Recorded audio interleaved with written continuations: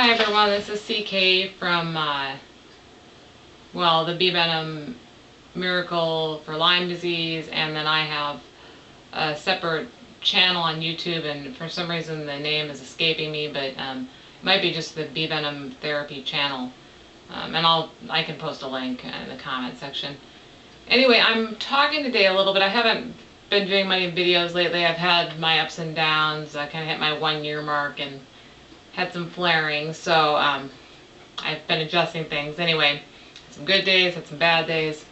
But I wanted to talk a little bit about ordering and just some things that early on happened when we were doing the Tiny Apiary. So early on when the Tiny Apiaries, this is actually one of the prototypes. I used the really old apiaries, and the only thing different about mine and the older apiaries is there's actually a piece of honeycomb in back here. I don't know if you can see it or not. It's not really relevant. Anyway, when we were first making these, it's kind of a tricky thing that Barry does, but I want to make sure you can see it, so I'm actually going to come up and see if I can.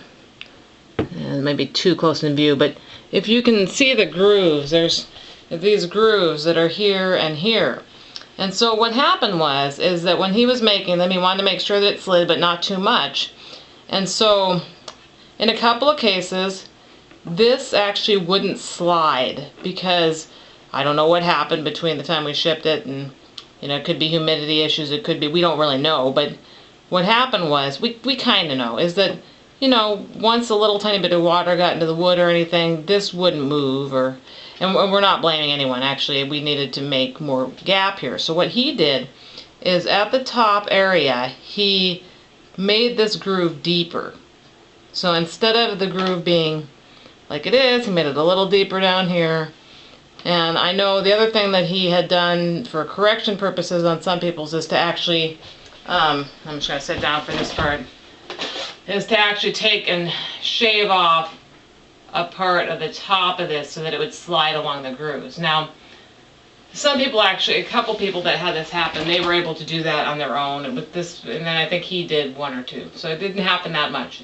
It was really early on, but it can be a little challenging to cut this across. He uses this tool that he, goes back and forth over and over and over, and then I think he puts masking tape or something over the side of this so that it doesn't crack, and then he very carefully with the, like a pliers, takes and off pieces, and that helps it to slide better if there's been an issue. So anyway, some people, are finding themselves in situations where this may not move, and I don't have one that does it, but I have had this situation happen with another bee home.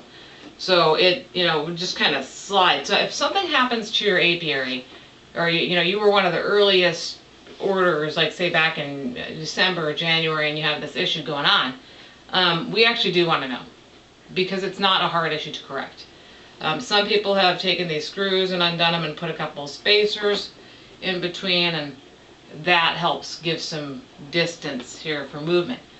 Other people have taken a tracing of their window and sent it to us. So there's only been a few people, but the people that did it took a tracing, and I think there was a couple people, and we just cut it and then made it a little bit smaller, and it slid just fine. So that the biggest fix and the best fix is just actually, once you got something like that going on, is to actually cut the plexiglass. And it can be challenging for customers, and it's actually not your responsibility if something goes wrong. So it's just, those are things that happen when you first start a business. And then you work those quirks out, and you rarely have an issue, and that's kind of what's happening now. So I'd ask that if you're having an issue, if it's been 6 months, you still can write to us. It's important that your bee home work. If you run into a situation where your door you have an older one and your door isn't sliding, put it in the refrigerator for a few minutes.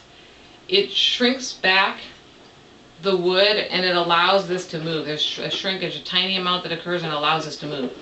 And that it may be something you don't want to do, but you're not going to do it very long. You're going to put it in there for a minute. So even if there are bees in there, you likely can get away with a minute of that, or a cool area. But I just like the idea of refrigerator because I can sit there and stare at it and monitor it. But anyway, one of the things I'd ask is that you definitely write to the shop, Etsy. I think it's I'm going to lose the name. So I mean, if you go to Etsy and you type in Tiny Apiary, something will come up, and then you use a combo on Etsy, or you can PM me at Cheryl Savage or CK Therapeutical or Barry Savage. He's online now. And just, let us know, your feedback, whatever it is. Even if you're having trouble with feeding and it has nothing to do with the apiary, you just need help. I have tons of videos and I'm always willing to do videos.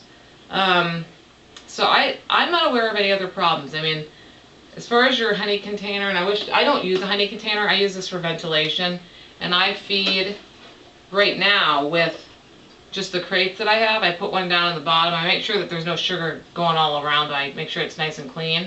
So after I release my bees, I put this, usually I have an extra one, so I put one in there, and then I allow my bees to go in through this hole. And they like to eat that during the summer better. For some reason, I agree with J.L. Menzel, who said that, as she's been having better luck with sugar, I have too. So, and another really easy way to feed if you want to use honey is just a square of toilet paper, and you put a dab of honey in the center of it and then just fold it over. You may fold over twice if you need to. They can get through and eat honey, and so those are two really easy ways, and they're a lot less messy. And if you're worried about getting honey on the bottom of the apiary, go ahead and cut a piece of TP, like cardboard, the roll, and pop your paper down. It will stick to it because honey will be coming through it. So one side will be for them, other side will be affixed to the TP roll. And I've done this, I think, on another video. I can certainly show you, but it'll make this video longer. So anyway, like I said, most of our customers, almost all of them, very happy, because the people that did contact us, we were able to work that out. And the couple early on, some of them were just handy people and they just did it. I even gave me some ideas, like I said, putting washers, undoing the screw, loosening it, and then putting a couple washers in her. Not too much. You don't want to go over 1/8 of an inch on the side here if you're putting a washer on, because you don't want bees to escape. If it's 1/8 of an inch, it won't be an issue. So the other thing I wanted to mention is that I used to use Ferris's Bee Buddy, and I don't anymore. But when I was using it, I had Barry cut a little hole in it for the crates, and then there's a side door. And I don't remember why, but I had him take this off. I think he was experimenting on another smaller apiary for me. And so what he did is he put in 2 pieces. You can kind of see it, that there's 2 pieces here of honeycomb, so that would be, so bees couldn't get out. And I am not using this home.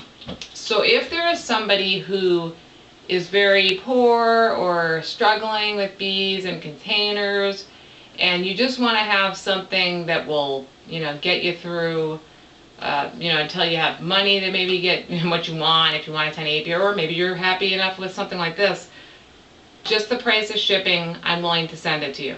So no charge for it, because it's got, and I might even see if Barry can find one whole piece and just put that on there, but they can't get out. I've used it. I used it when I was cleaning my others and letting them dry. So that's enough. I don't have the little thing it broke that went up here. It was like a little container. But many of us just swipe a little tiny bit of honey, or we put a piece of TP with honey in it, push it right here, or put it in on the bottom, like our little square of TP, or like I said, use the crates.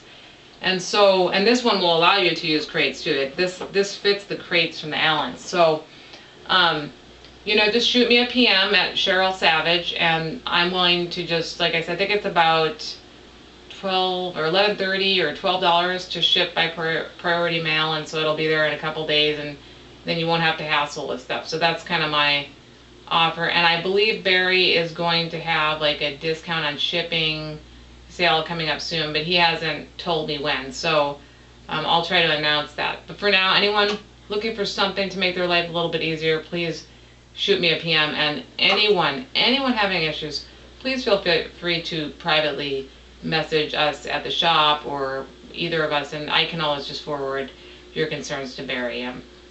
That's just part of being in business, is you have to address issues if and when they do come up.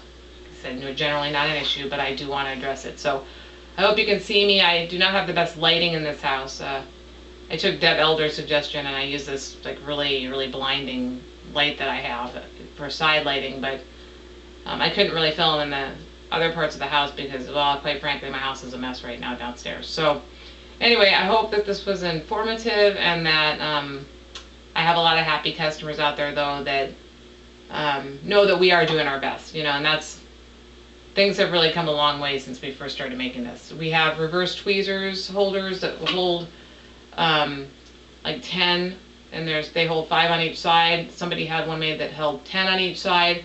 You can do whatever number you want. Barry will make whatever you want. So, like I said, just convo the shop or PM, and we look forward to doing business with you. Bye-bye.